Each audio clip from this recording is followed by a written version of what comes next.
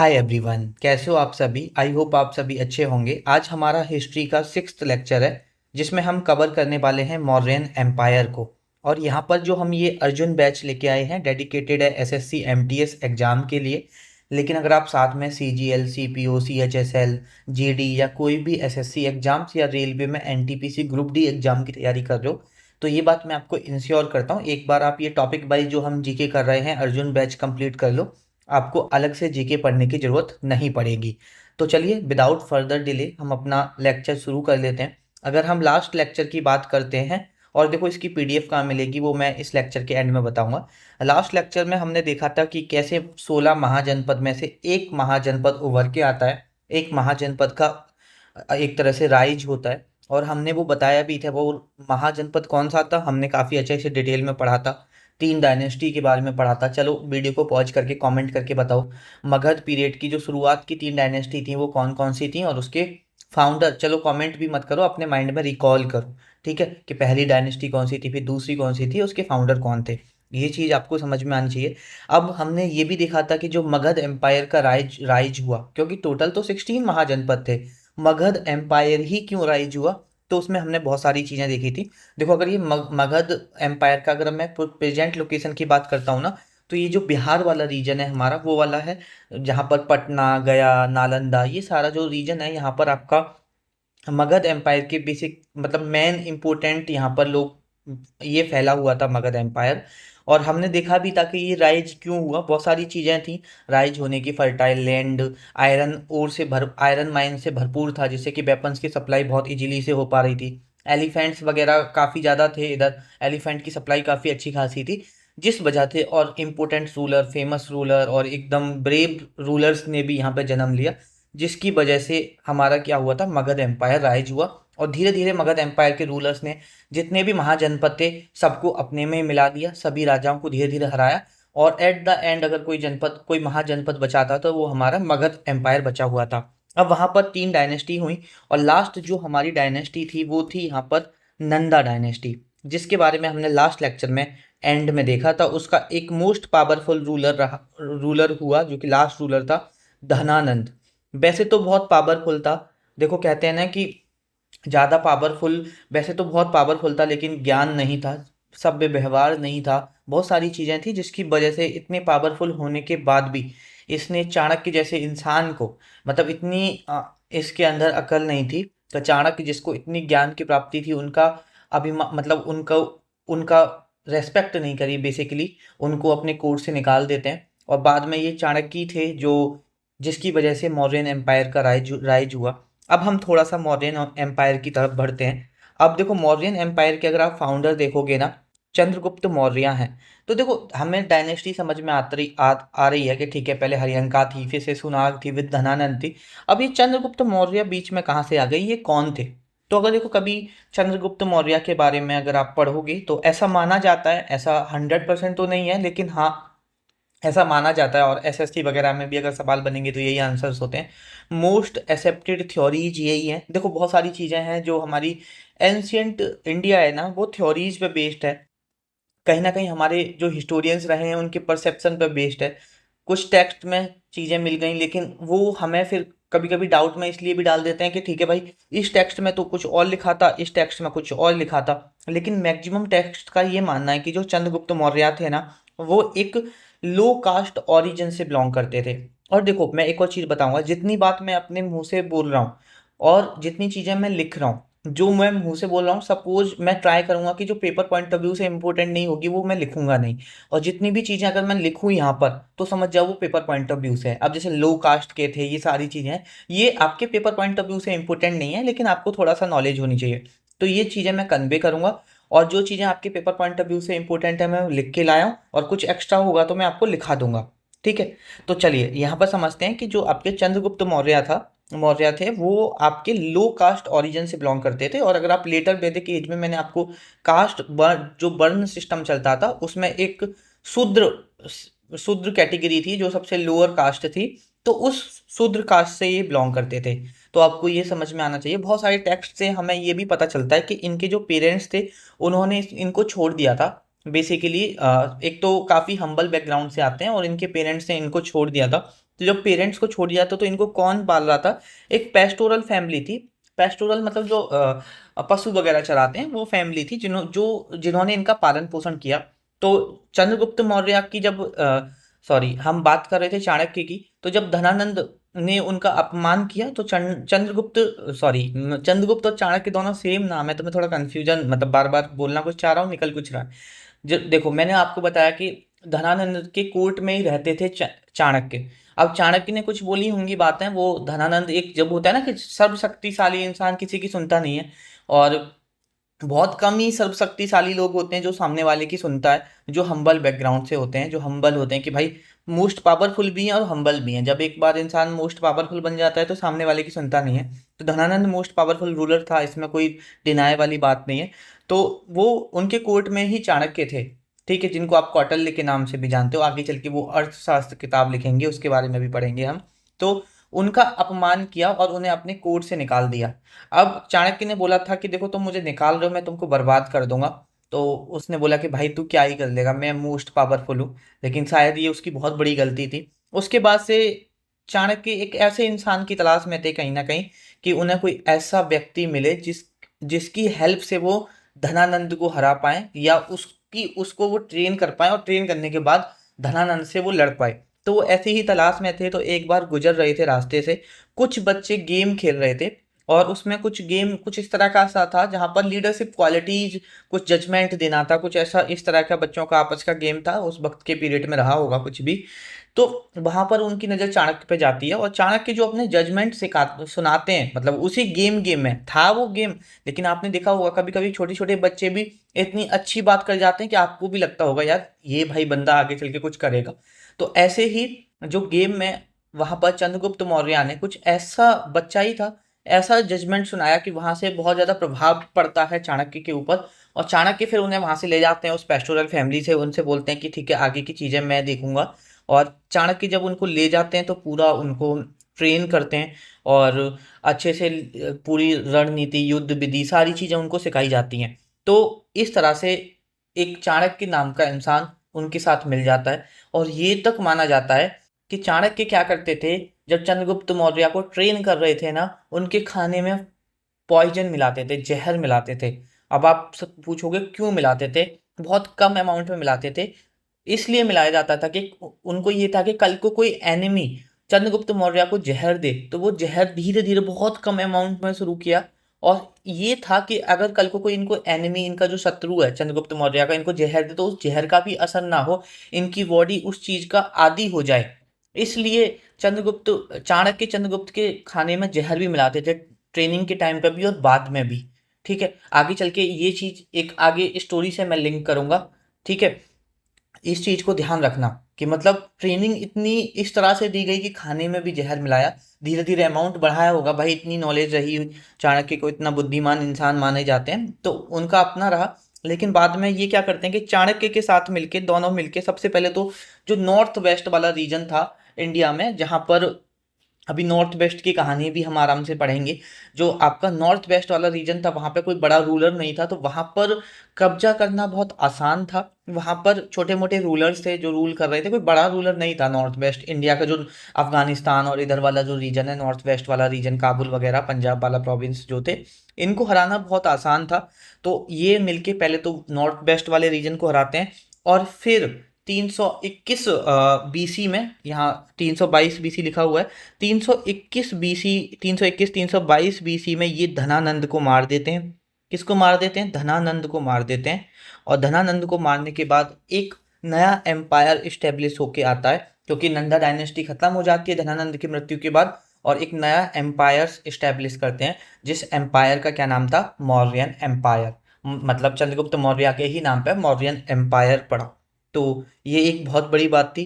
ठीक है, अगर हम इस पूरे मौर्यन पीरियड का कब से कब तक रहा, तो 322 बीसी से लेके 185 बीसी तक इसका टाइम पीरियड रहा, ये आपको पता होना चाहिए।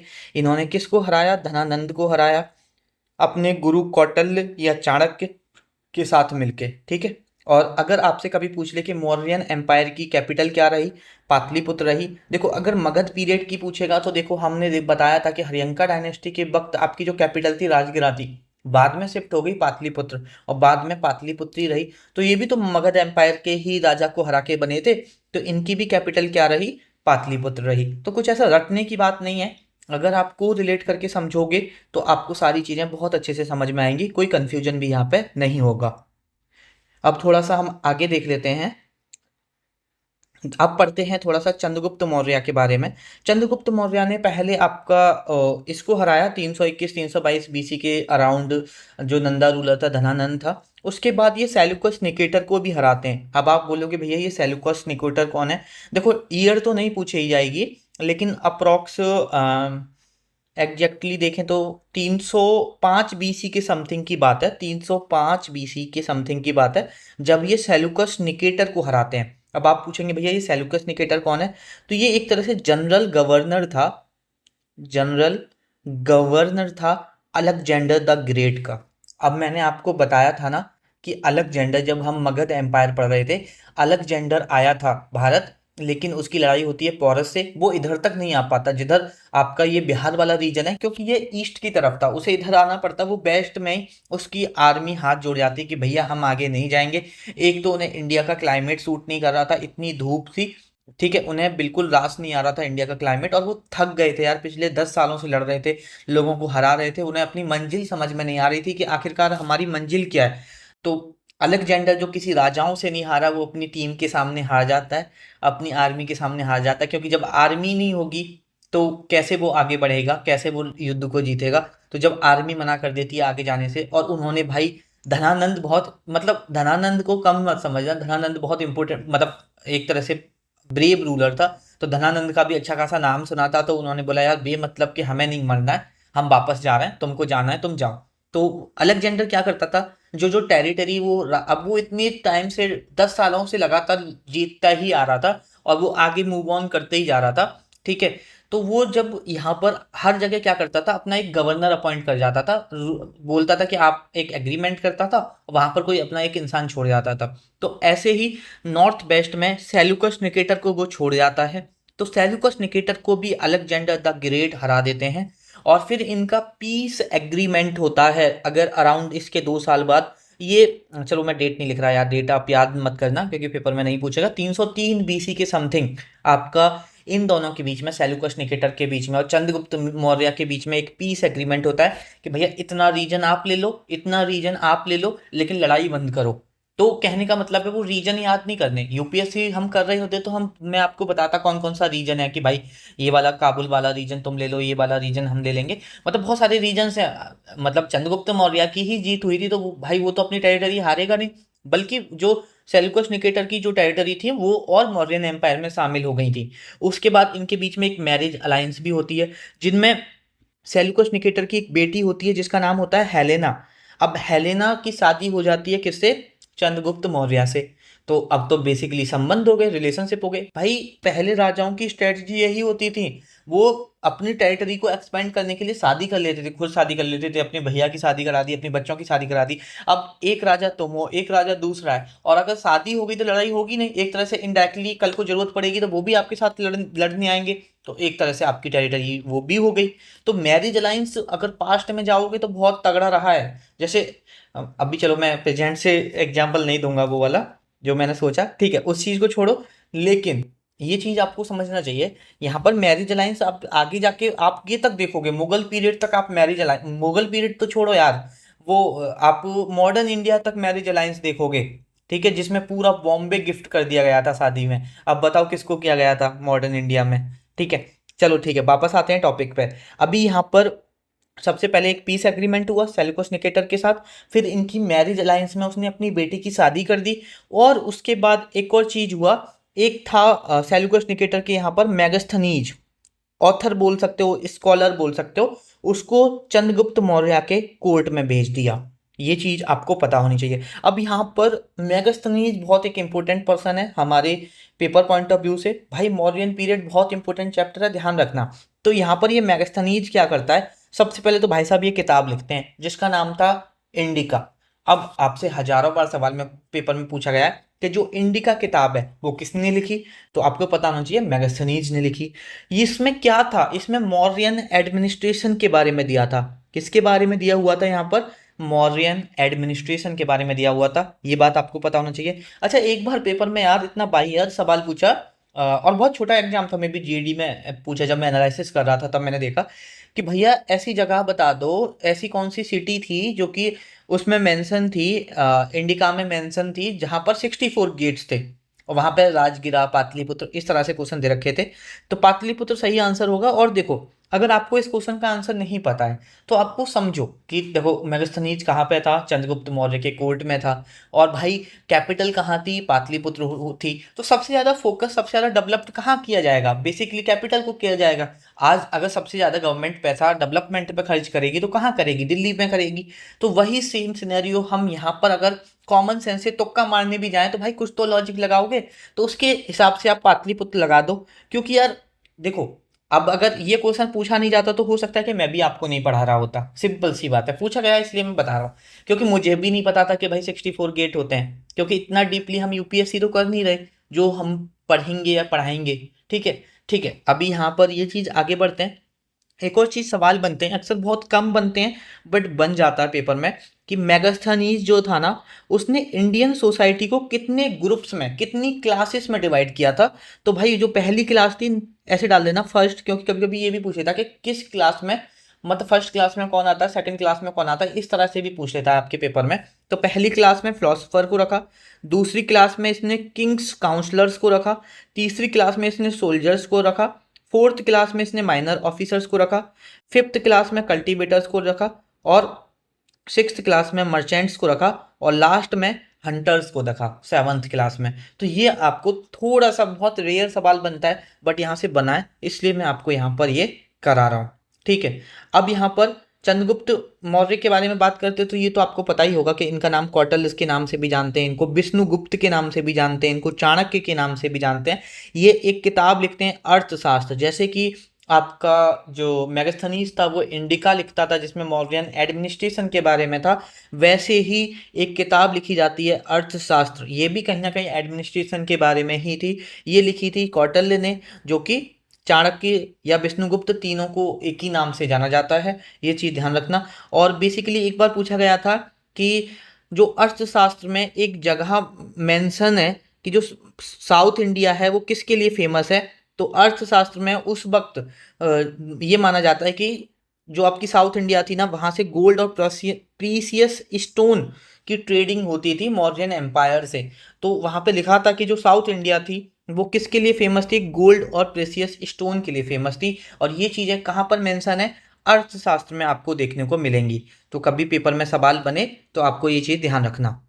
उसके बाद यहाँ पर एक कोर्ट में और थे चंद्रगुप्त मौर्य के, जिनका नाम था विशाखादत्त। विशाखादत्त एक किताब लिखते हैं मुद्र राक्षस के बारे में, मुद्र राक्षस किताब का नाम था। और ये किन के बारे में लिखते हैं, चंद्रगुप्त मौर्य के बारे में लिखते हैं, चंद्रगुप्त मौर्य के बारे में ये यहाँ पर किताब लिखते हैं। तो ये बात आपको यहाँ पे पता होनी चाहिए। उसके बाद एक देखो, सुदर्शन लेक काफ़ी इंपॉर्टेंट है। सुदर्शन लेक आपकी जूनागढ़ में है, गुजरात में। और ये किसने बनवाई थी, ये पुष्यगुप्त ने बनवाई थी। और ये जो पुष्यगुप्त थे ये गवर्नर थे चंद्रगुप्त मौर्य के यहाँ पर। तो इनके बारे में ये भी चीज़ आप लोग यहाँ पे ध्यान रखना। उसके बाद बिंदुसार के बारे में पढ़ें, उससे पहले चंद्रगुप्त का एंड करते हैं कि चंद्रगुप्त का एंड कैसे हुआ। देखो पेपर में हाँ ये तो पूछा जा सकता है, एक दो पॉइंट जो मैं लिखवा रहा हूँ, कि सबसे पहले चंद्रगुप्त ने कौन सा धर्म अपनाया था, पेपर पॉइंट ऑफ व्यू से इम्पोर्टेंट है।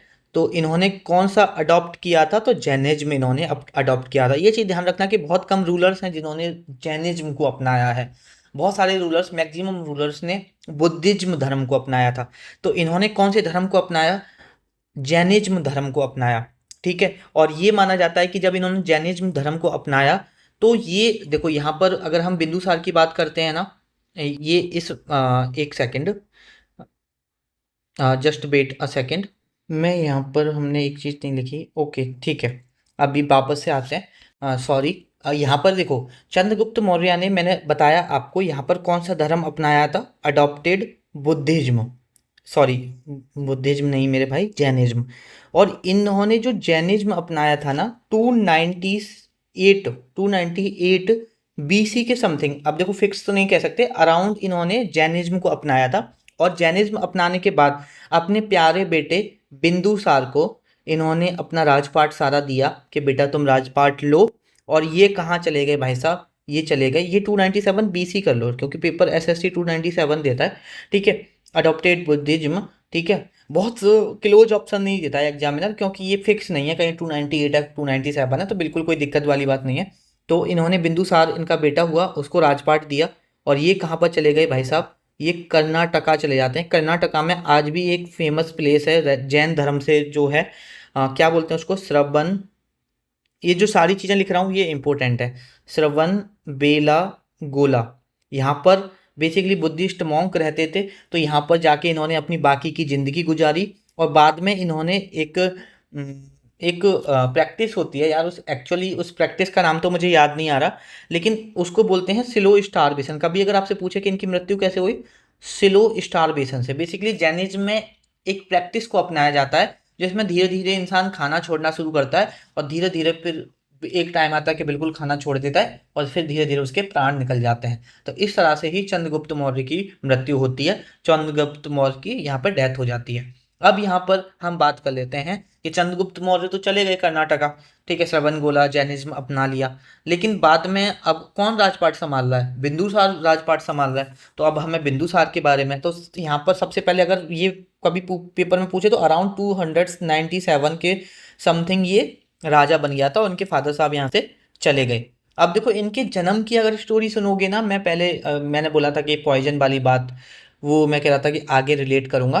पता है क्या था कि मैंने जैसे आपको बताया कि चाणक्य क्या करते थे, ये माना जाता है कि चाणक्य जो आपके चंद्रगुप्त मौर्य थे, इनके खाने में, चलो ये मैं लिख नहीं रहा क्योंकि ये पेपर पॉइंट ऑफ व्यू से इंपॉर्टेंट नहीं है, इनके खाने में ना जहर मिलाते थे हल्का हल्का। एक दिन क्या हुआ कि इनकी जो वाइफ थी, जिनकी चंद्रगुप्त मौर्य की, उनकी वाइफ का नाम था ध्रुव धारा करके, उनकी वाइफ का नाम था, ठीक है। वो प्रेग्नेंट थी और प्रेग्नेंट में मतलब एक लास्ट मतलब होता है ना कि 9th महीना या 8th महीना, वो वाला टाइम पीरियड उनका चल रहा था। और चंद्रगुप्त मौर्य के लिए खाना आता है और उस खाने को कौन खा लेती हैं, जो चंद्रगुप्त की वाइफ थी ध्रुवधारा, जो प्रेग्नेंट थी, ठीक है। और जिन ठीक है, और जिनका प्रेगनेंसी का टाइम मतलब फाइनल वाला जो टाइम था वो चल रहा था। तो चंद्रगुप्त को पता चलता है, तो चंद्रगुप्त समझ जाते हैं कि भाई अब इनकी डेथ होगी, अब ये नहीं बच पाएंगी। तो चंद्रगुप्त क्या करते हैं, तलवार लेते हैं और तलवार से उनका पेट को काट देते हैं, ठीक है। और वहाँ से बच्चे को बचा लेते हैं, अब माँ की तो फिर मृत्यु हो ही जाएगी, ठीक है। उस वक्त इतनी टेक्नोलॉजी तो नहीं थी कि भाई डॉक्टर्स आ गए जहर भी बचा सकते हैं या सारी चीज़ें हो सकती हैं। तो बेसिकली ये एक इनकी बर्थ की स्टोरी है जो कि काफ़ी टेक्स्ट में हमें देखने को मिलता है। पेपर में ये सवाल इस स्टोरी से नहीं आएगा, है ना। तो यहाँ पर आपको ये समझ में आया कि बिंदुसार का जन्म हो गया, ठीक है। अभी ये इन यहाँ से अगर आप पेपर में देखोगे, खासकर एसएससी ज़्यादा सवाल नहीं पूछता है। आपको ये पता होना चाहिए कि बिंदुसार किनके बेटे थे, चंद्रगुप्त मौर्य के बेटे थे, ठीक है। अगर इनको कभी आपसे ये पूछ ले कि किसको conquering land between two seas के नाम से जाना जाता है, तो बिंदुसार को conquering land between the two seas के नाम से जाना जाता है। वह दो समुद्रों के बीच की भूमि पर विजय प्राप्त करने के लिए जाने जाते हैं, ये चीज़ ध्यान रखना। और बेसिकली इनके जो संबंध थे ना, वो एक ग्रीक का राजा था एमेट्रोचैटिस करके, यहाँ पर मैंने लिखा है क्या, नहीं है, मैं लिख देता हूँ, ये ध्यान रखना, एमेट्रो ROCHTS, ठीक है। इससे बहुत अच्छे संबंध थे, ये ग्रीक रूलर था बेसिकली। और यहाँ से बिंदुसार एक रिक्वेस्ट करते हैं, ये पेपर में पूछा गया है, बिंदुसार इनसे एक रिक्वेस्ट करते हैं कि भाई मेरे लिए आप एक तो स्वीट वाइन की रिक्वेस्ट करते हैं, एक जो अंजीर होती हैं फिग्स की रिक्वेस्ट करते हैं, और एक फिलोसफर की रिक्वेस्ट करते हैं। किसकी करते हैं, फिलोसफर की रिक्वेस्ट करते हैं। तो फिलोसफर कौन आया था, डेमाकस आया था, ध्यान रखना, ठीक है। फिलोसफर किसने, और ये सारी चीज़ें ग्रीक रूलर्स ने बिंदुसार के यहाँ भिजवाई थी। और बाद बाकी का आपको ज़्यादा इनके बारे में नहीं पढ़ना है। अब इसके बाद मतलब एक ऐसे इंसान का जन्म होने जा रहा है जिसने मौर्यन एम्पायर को उसके चरम सीमा पे पहुंचाया, मौर्यन एम्पायर को एक्सपेंड किया। अब जन्म किसका होगा बताओ, अशोका द ग्रेट का। अब हम किसके बारे में पढ़ने वाले हैं, अशोका द ग्रेट के बारे में। हम एक ऐसी कहानी सुनेंगे, कहानी पढ़ेंगे, या मैं आपको एक ऐसी स्टोरी बताने वाला हूँ जो क्रियोलिटी से लेके, जो इतना क्रियूल था कि जिससे ज़्यादा कोई क्रियूल नहीं हो सकता, वहाँ से लेके हम एक जर्नी सफ़र तय करी अशोक ने, बिल्कुल एक सन्यासी तक की। वो कैसे की, अशोक से अशोका द ग्रेट कैसे बना, अब हम अशोक के बारे में पढ़ेंगे। ठीक है, यहाँ पर हम देखते हैं, जस्ट एक सेकेंड। ओके, अशोक के बारे में तो सबसे पहले तो अशोक के बारे में बात करते हैं। तो अशोक के बारे में एक चीज ध्यान रखना, अशोक किनके बेटे थे, बिंदुसार के बेटे थे। ऐसे याद कर लो, CBA, इनमें ये तीन ही रूलर इंपॉर्टेंट हैं। CBA, सी से चंद्रगुप्त, बी से बिंदुसार, ए से अशोक। ठीक है, कभी अगर आपसे पूछे तो ये ध्यान रखना। ये मानो कि एंशियंट इंडिया में मोस्ट पावरफुल अगर कोई एम्पायर था ना, पहला एम्पायर जो मोस्ट पावरफुल बना, वो था आपका मौर्यन एम्पायर। और इसको इतना एक्सपेंड करने के पीछे किसका हाथ था, अशोक का हाथ था, अशोक द ग्रेट का हाथ था। अच्छा, फाहीन के बारे में हम लोग पढ़ते हैं।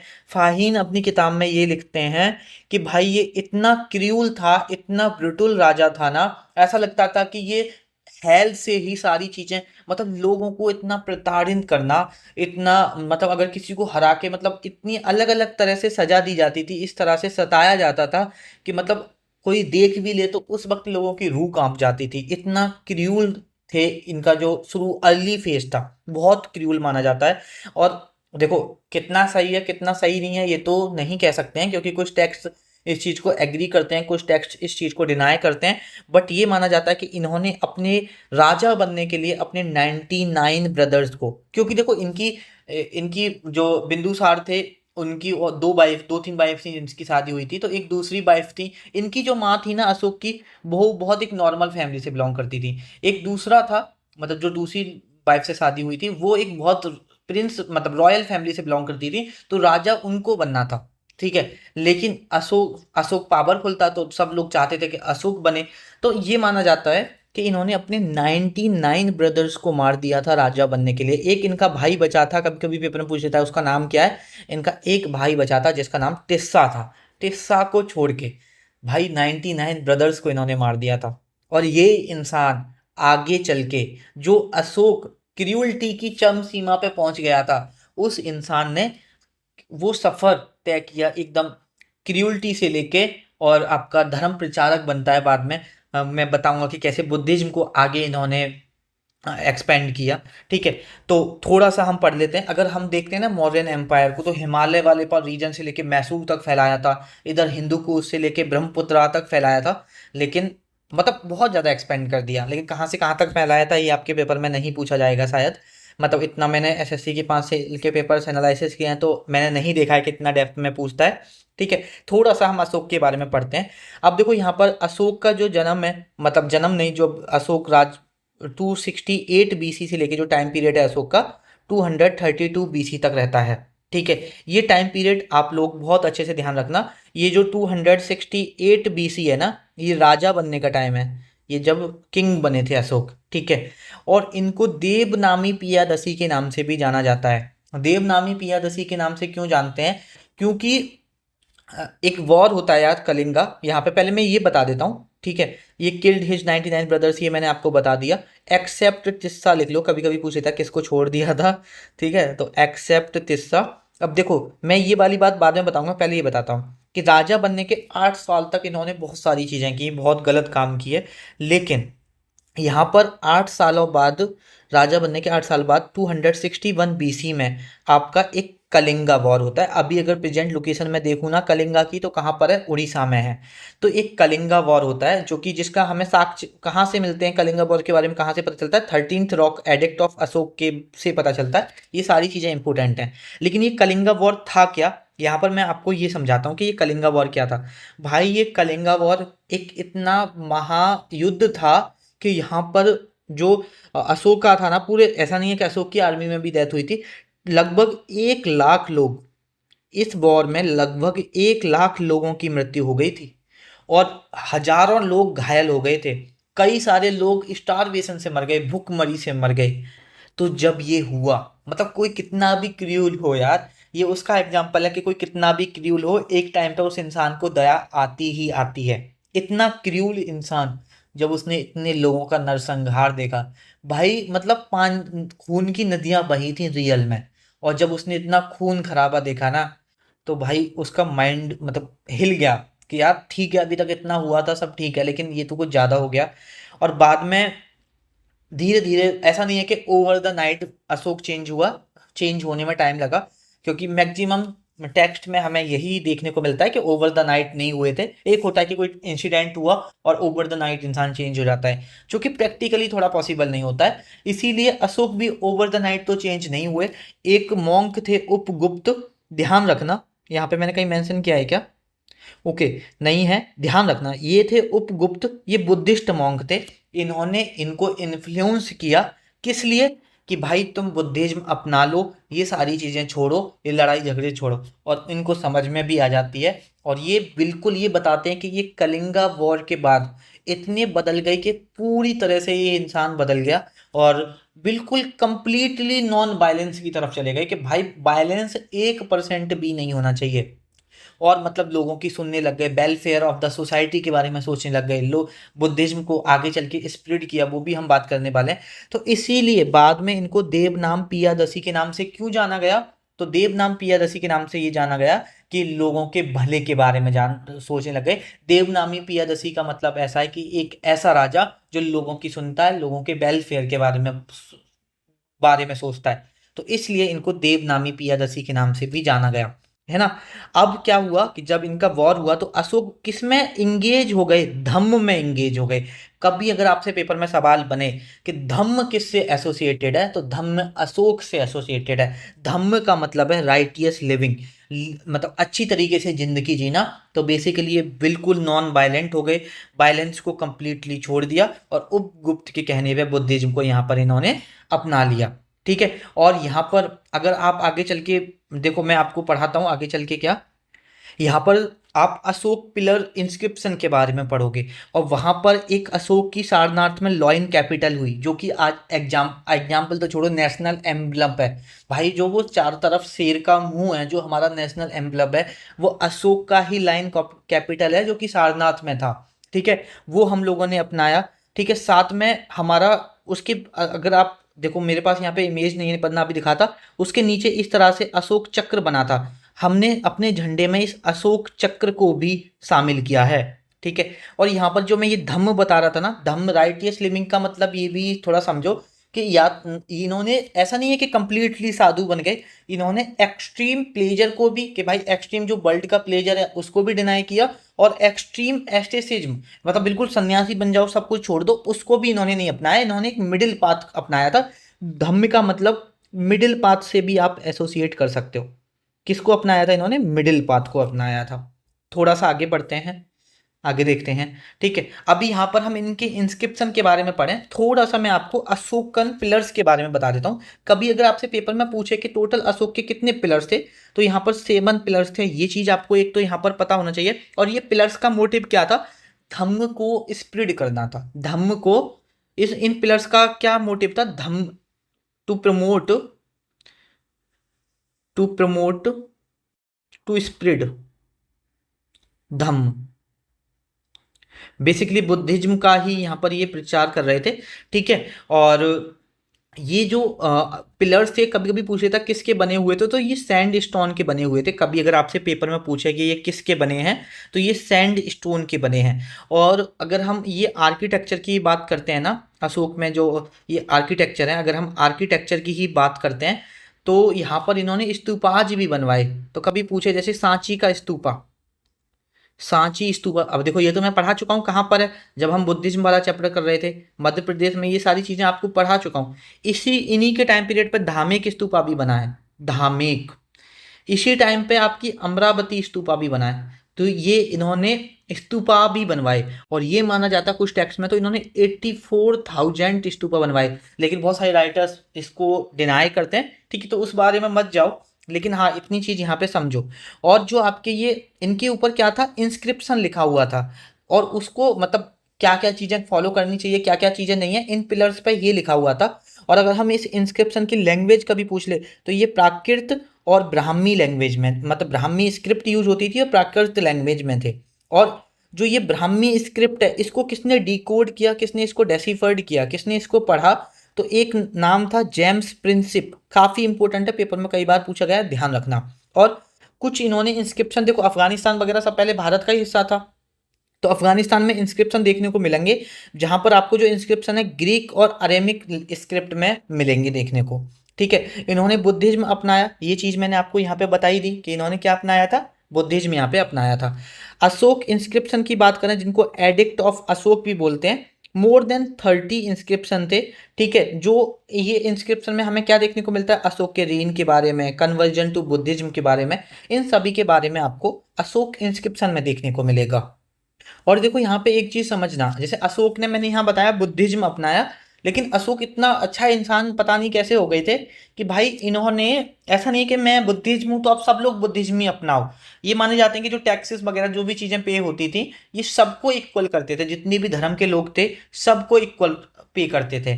तो सब धर्म की वैल्यू करना करी, ऐसा नहीं कि भाई मैं राजा हूं मैं बुद्धिज्म अपना रहा हूं तो सब लोग बुद्धिज्म अपनाएंगे। ठीक है, तो ऐसा नहीं हुआ। और बेसिकली जो ये मैसेज स्प्रेड किए बहुत सारे, एक तो बुद्धिज्म को आगे बढ़ाने की, पूरे वर्ल्ड लेवल तक लेके जाते हैं। ठीक है, नॉन वायलेंस को सपोर्ट किया कि बिल्कुल बड़ों की इज्जत करनी चाहिए। ठीक है, जो एनिमल्स हैं उन्हें ह्यूमन ट्रीटमेंट देना चाहिए। तो अब सोचो कि एक इंसान जिसने अपने 99 भाइयों को मार दिया, ऐसा माना जाता है, अब वो इंसान इतना बदल गया कि वो बड़ों की, अपने से बड़ों की इज्जत कर रहा है, एनिमल्स को ह्यूमन ट्रीटमेंट देने की कोशिश कर रहा है, वायलेंस को कंप्लीटली डिनाई कर दिया। तो एक सफर क्रियुअलिटी से लेकर धर्म प्रचारक का, अभी आपको सोचने में उतना बड़ा नहीं लग रहा होगा, बट अगर कभी सोचो तो बहुत बड़ी बात है। आगे देख लेते हैं। ठीक है, उसके बाद है sent his son and daughter. ध्यान रखना, इन्होंने अपने बेटी बेटी को भेजा था, महेंद्र और संघमित्र को। कहाँ पर, श्रीलंका। पहले वहां श्रीलंका को क्या बोलते थे, सिलोन बोलते थे। सिलोन भेजा था बुद्धिज्म को प्रोपोगेट करने। मतलब काफी जगह इन्होंने अपने मैसेज पहुंचाए पूरी दुनिया में। ये बताया जाता है कि उस वक्त कई कंट्रीज में, मतलब जहां जहां रूलर्स थे, पहले देश नहीं होते थे एक तरह से, जहां रूलर्स राज कर रहे थे, कई जगह इन्होंने बुद्धिज्म के मैसेज को कन्वे किया। और इनका बहुत बड़ा योगदान रहा बुद्धिज्म को वर्ल्ड लेवल पर लेके जाने का, वर्ल्ड लेवल तक स्प्रेड करने के लिए। अशोक का बहुत बड़ा अहम रोल रहा है। और अशोक की मतलब बहुत अच्छे संबंध भी हो गए थे फिर अदर कंट्रीज के रूलर से। अब हमें इतना डेप्थ में नहीं पढ़ना है कि वो कौन कौन सी कंट्री थी। इन्होंने एक लौरिया का नंदनगढ़ पिलर भी बनवाया था, जो कि चंपारण बिहार में है, ध्यान रखना। एक पालकी गुंडा माइनर रॉक एडिक्ट है, वो कहाँ पर है, कर्नाटका में है। ये सारी चीज़ें ध्यान रखना। ठीक है, आगे देख लेते हैं। ठीक है, यहाँ पर बृहदरता के बारे में देखें। उसके बाद इन्होंने एक और काम कराया था जो यहाँ पर मेंशन नहीं है। अराउंड अराउंड 250 BC, मैंने बुद्धिज्म जब करा रहा था ये चीज़ कराई थी। थर्ड बुद्धिस्ट काउंसिल होती है। कौन सी काउंसिल होती है हमारी, थर्ड बुद्धिस्ट काउंसिल होती है।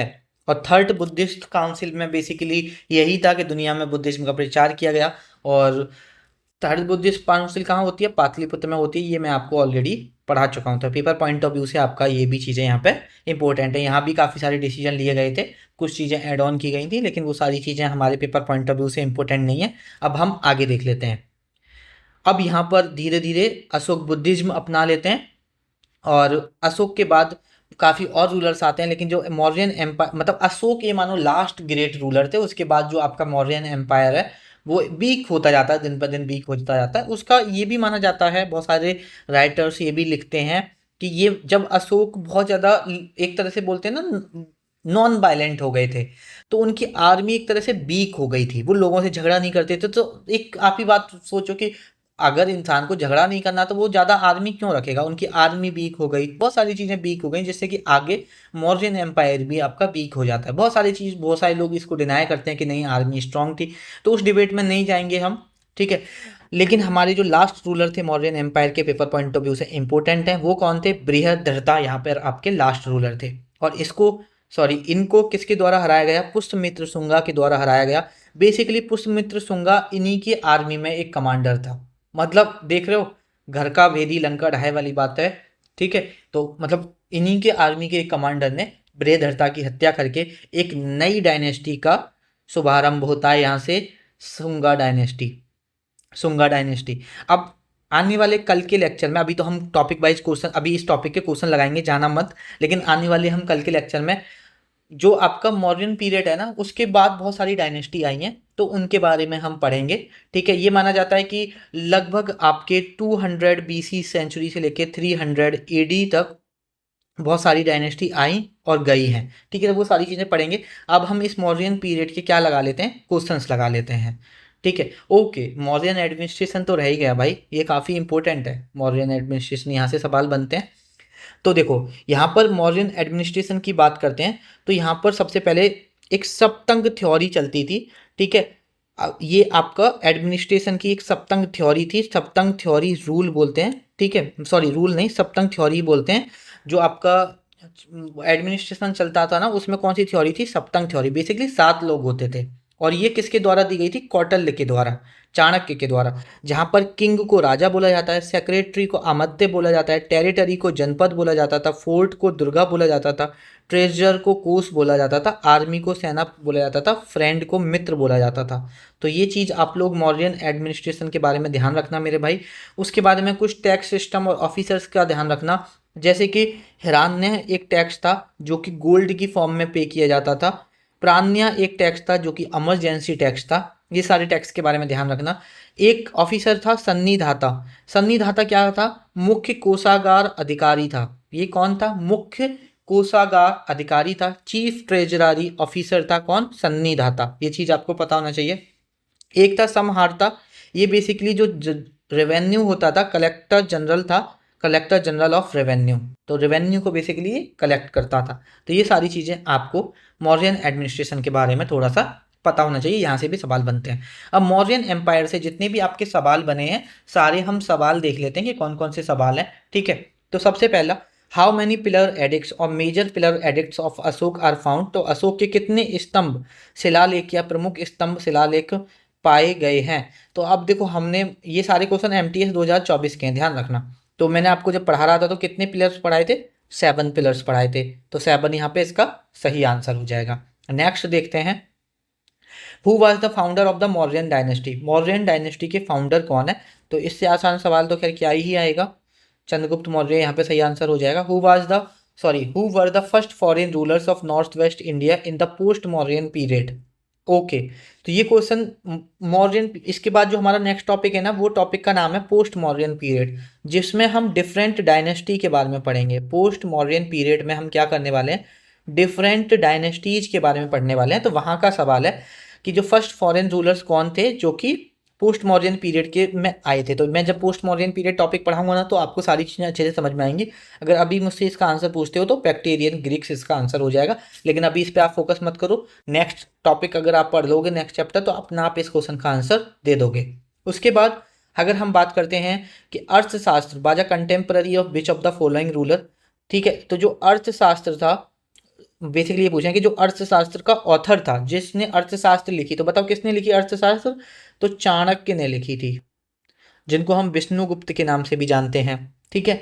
ये पूछे कि ये किसके कंटेम्पररी थे, अशोक के, समुद्रगुप्त के, चंद्रगुप्त सॉरी विक्रमादित्य के, या चंद्रगुप्त मौर्य के। तो भाई चंद्रगुप्त मौर्य के टाइम पीरियड के तो ही थे। कंटेम्पररी का मतलब सेम टाइम पीरियड पर लोग जो होते हैं, ठीक है, इन्होंने ही तो इसको राजा बनाया था। उसके बाद which ruler succeeded Chandragupta Maurya in 297। Chandragupta Maurya को 297 में किसने सक्सीड किया। तो मैंने आपको बताया था ना कि अराउंड 297 उन्होंने 297 BC में उन्होंने क्या करते हैं, जैन धर्म अपना लेते हैं और अपने बेटे को राजपाट दे के चले जाते हैं। तो किसको राजपाट दे दिया 297 BC में, बिंदुसार को यहाँ पे राजपाट ये दे देते हैं। उसके बाद नेक्स्ट क्वेश्चन, मैगस्थनीज वाज, पहले एक बार क्वेश्चन को ना रोक लिया करो, पॉज कर लिया करो, खुद लगाया करो, तब अगर आपको नहीं याद आ रहा है तब ये देखा करो। Megasthenes was an ambassador who was sent to court of which of the following ruler by Greek ruler Seleucus Nicator. तो किस रूलर के यहाँ भेजा था, मैगस्थनीज एक राजपूत था जिसे यूनानी शासक सेल्यूकस निकेटर द्वारा किस भारतीय शासक के दरबार में भेजा गया। तो देखो बहुत आसान सवाल है, बताओ आंसर जल्दी से। ओके, तो इसका आंसर आप लोगों ने बिल्कुल सही सोचा, चंद्रगुप्त मौर्य यहाँ पे सही आंसर हो जाएगा। यही तो जो 305 BC में मैंने बताया था सेल्यूकस निकेटर से झगड़ा करता है, लड़ाई करता है, फिर 303 BC में इनका मैरिज अलायंस होती है, सेल्यूकस निकेटर को भेजता है, सॉरी मैगस्थनीज को भेजता है। Who among the following wrote a book called indica. Indica किसने लिखी, तो ये तो मुझे आगे पढ़ने की जरूरत ही नहीं है, ठीक है, मैगस्थनीज ने लिखी है। उसके बाद पालकी Gundu minor rock edict Ashok का कहाँ पर है, तो ये है आपका कर्नाटका में। हम अभी ऊपर देख के भी आए थे जहाँ मैं अभी आपको करा रहा था। उसके बाद which event what about a profound change in Ashokan administrative policy, मतलब किस घटना ने अशोक की प्रशासनिक नीतियों में गहरा बदलाव लाया। तो बताओ, अभी मुझे इसका आंसर बताना चाहिए क्या आपको, आपको खुद पता है। कलिंगा वॉर कब हुआ था, 261 बीसी में। राजा बनने के 8 साल बाद, ध्यान रखना एक बार ये भी पूछा गया था कि राजा बनने के कितने साल बाद कोरोनेशन हुआ था। उसके बाद who among the following deciphered the Brahmi script, Brahmi script को किसने डेसिफर्ड किया था, तो मैं आपको बता चुका हूँ ऑलरेडी, जेम्स प्रिंसिप ने इसको डेसिफर्ड किया था। ये चीज़ हम ऑलरेडी देख चुके हैं। आगे देख लेते हैं। During the Mauryan society Megasthenes divided the Indian society into 7 distinct group, in which distinct group were the kings counsellor placed. तो मैंने आपको बताया था ना कि फर्स्ट में इसने किसको रखा था, फिलोसफर को रखा था। सेकंड में इसने किसको रखा था, किंग्स काउंसलर्स को रखा था, किंग्स काउंसलर्स को रखा था। थर्ड में किसको रखा था, सोल्जर्स को रखा था। आगे आप देख लेना, ये सारी चीजें मैं कर चुके हैं। तो इसमें ये किसका पूछा है, modern period divided into 7 category in which distinct group king. अच्छा, मतलब बेसिकली ये पूछा है कि ये किस में रखा है, तो ये रखे थे किंग्स काउंसलर सेकंड ग्रुप में। ठीक है। The Ashokan inscription of Afghanistan were written in, तो अशोक के जो अफगानिस्तान के जो इंस्क्रिप्शन है वो किस लैंग्वेज में लिखे हुए हैं, अरेमिक। और स्क्रिप्ट कौन सी है आपकी, ग्रीक। ये ऑलरेडी मैं आपको बता चुका हूँ यहाँ पे। ठीक है। Seleucus Nicator was a contemporary of, Seleucus Nicator किसके कंटेम्पररी थे, मतलब किसके समकालीन थे, तो भैया इनका मैरिज अलायंस, झगड़े किससे हुए थे, चाणक्य, उस चाणक्य से, मतलब किससे हुए थे, चंद्रगुप्त मौर्य से हुए थे। लेकिन चंद्रगुप्त मौर्य यहाँ पे आप ऑप्शन में ही नहीं है। और भैया चंद्रगुप्त मौर्य के टाइम पीरियड पे ही कौन थे, चाणक्य थे। तो भैया अगर चंद्रगुप्त मौर्य नहीं होंगे, क्योंकि अशोक तो अशोक काला अशोक, ये काला अशोक पहले थे, तो काला अशोक तो होंगे नहीं, वो तो मौर्यन पीरियड से पहले की बात है। कनिष्क अलग बात है, वो इसके बाद वाली बात है, बाद में आते हैं ये, तो ये इनके बारे में हम नेक्स्ट चैप्टर में पढ़ेंगे। तो बेसिकली सेल्यूकस निकेटर किसके टाइम पीरियड पे थे, चंद्रगुप्त के टाइम पीरियड पे थे। चंद्रगुप्त नहीं होंगे चाणक्य ऑप्शन में, तो भाई चाणक्य भी तो चंद्रगुप्त के टाइम पीरियड पे थे। तो ये बहुत, मतलब अगर थोड़ा सा लॉजिकल सोचोगे तो बहुत आसान सवाल है। विच of the following was the first सब कॉन्टिनेंटल एम्पायर। और देखो, अभी हमने एंशियंट हिस्ट्री पढ़ते हुए आ रहे हैं, हमने पहला एम्पायर कौन सा देखा, मौर्यन एम्पायर ही देखा। तो जाहिर सी बात है पहला इसका आंसर क्या हो जाएगा, मौर्यन एम्पायर, यहाँ पे इसका आंसर हो जाएगा। नेक्स्ट क्वेश्चन, सुदर्शन लेक किसने बनवाया, मैंने बताया भाई सुदर्शन लेक इंपॉर्टेंट है। अभी हम रुद्र बर्मन के बारे में आगे पढ़ेंगे, पोस्ट मॉडर्न पीरियड जब पढ़ा रहा हूँ, उन्होंने भी सुदर्शन लेक में कुछ चीज़ें की हैं, वो मैं आने वाले लेक्चर में बताऊंगा। ठीक है। तो अभी ये ध्यान रखो कि सुदर्शन लेक किसने बनवाया था, तो पुष्यगुप्त ने यहाँ पर सुदर्शन लेक को बनवाया था। आगे देखते हैं। देख लो कितना इंपॉर्टेंट टॉपिक है, one of the most important topic है एंशियंट इंडिया का, सबसे ज़्यादा इंपॉर्टेंट टॉपिक यही है, Mauryan empire. When did Bindusara ascend the Mauryan throne, Bindusara ने कब मौर्यन मतलब थ्रोन को असेंड किया था, तो 297 बीसी में किया था। मैंने बोला था ना एसएससी 297 बीसी मानती है, और मैं ये बता चुका हूँ पहले ही कि बीसी और बीसीई क्या है, इसमें तो आप कंफ्यूज नहीं होंगे। एडी और सीई क्या है, ये मैं ऑलरेडी आपको बता चुका हूँ जो हमारा फर्स्ट लेक्चर था उसमें। ठीक है। उसके बाद इतने ही क्वेश्चन है, लगभग 18-20 क्वेश्चन आपके पेपर में पूछे गए थे एसएससी एमटीएस 2024 में, तो काफ़ी इंपॉर्टेंट टॉपिक है। ठीक है। अगर अभी तक आपने पहले चैप्टर्स नहीं देखे तो पहले सारे चैप्टर्स देख लो, तभी आगे की आने वाली आपको हिस्ट्री समझ में आएगी। एंड प्लीज़ अपनी शेयर जरूर करना फीडबैक कि आपको ये लेक्चर्स कैसे लग रहे हैं। देखो, पीडीएफ की बात करें, अगर आप इनके नोट्स नहीं बना रहे हो, आपको पीडीएफ चाहिए, तो एक पीडीएफ ग्रुप है हमारा, उसे ज्वाइन कर सकते हो, 199 का है, जिसमें हमने कंप्लीट स्टैटिक जीके कराई है, उसके भी नोट्स मिल जाएंगे। अभी हम हिस्ट्री करा रहे हैं, हिस्ट्री के भी मिल जाएंगे। आने वाले टाइम में कंप्लीट जीके कराएंगे और इंग्लिश के ग्रामर रूल कराएंगे, उसकी भी पीडीएफ मिल जाएगी। और हिंदी में अलग देते हैं, हैंड रिटन पीडीएफ होती है ये पीडीएफ कैसी होती है, हैंड रिटन पीडीएफ होती है, और हिंदी में अलग होती है, और आपकी इंग्लिश में ये पीडीएफ अलग होती है। ठीक है। अगर आपको ये पीडीएफ चाहिए तो इस नंबर पर आप व्हाट्सएप कर दो कि भैया मुझे ये पीडीएफ चाहिए, क्यूआर सेंड कर दीजिए। आपको एक क्यूआर सेंड किया जाएगा, उस पर 199 पे करके स्क्रीनशॉट भेजोगे, विद इन 24 आवर्स आपको ग्रुप में ऐड कर दिया जाएगा। ठीक है, आई होप आपके सारे डाउट्स क्लियर हो गए होंगे और आप अच्छे से अपनी पढ़ाई भी कर रहे होंगे। ठीक है, पढ़ाई करते रहना भाई, पढ़ाई बीच में मत छोड़ना, क्योंकि चलो ठीक है, एक बात को बार बार नहीं बोलते, लेक्चर को यहीं पे ख़त्म करते हैं। आपसे मुलाकात होगी नेक्स्ट लेक्चर में।